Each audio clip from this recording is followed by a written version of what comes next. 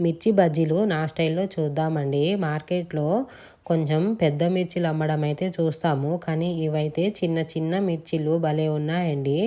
ఇలాంటి మిర్చితోటి మనం బజ్జీలు వేసుకున్నామంటే తక్కువ ఆయిల్లో చిన్న పాత్రలో కాల్చుకోవడం చాలా ఈజీ.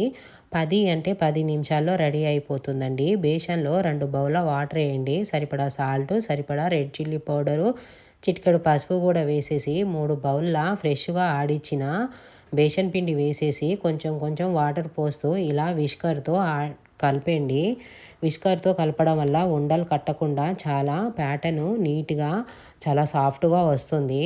ఇప్పుడు ఇందులో కొంచెం అంతా బేకింగ్ సోడా పౌడర్ కూడా వేసేసి మరోసారి బాగా కలపండి. ఇప్పుడు పక్కన పెట్టేయండి. మరో బౌల్లో కొంచెం అంతా పొడి పిండి, కొంచెం అంతా సాల్ట్, సరిపడా వామ కూడా వేసేసి ముందుగా క్లీన్ చేసి చీల్చిన ఈ మిర్చిలో ఈ వామ స్టఫ్ను కూడా వేసేసి ముందుగా కలుపుకున్న పిండిలో ఈ బజ్జీలు మిర్చీలు అయితే ఆయిల్లో వేసి కాల్చుకోవడమే.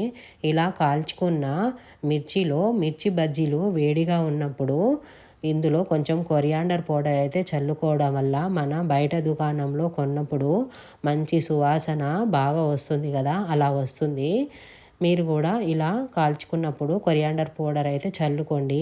ఇప్పుడు వీటిని టొమాటో సాస్ అయినా, అల్లం చట్నీ అయినా, ఆనియన్ అయినా, కట్ చేసిన ఆనియన్తో అయినా, ఇప్పుడు వర్షాకాలం చలికాలం చాలా బాగుంటాయి కదా క్లైమేట్కి. అంతేనండి, టేస్టీ అయిన బజ్జీ మిర్చీలు మార్కెట్లో కనిపిస్తే మీరు తప్పకుండా తెచ్చుకొని ట్రై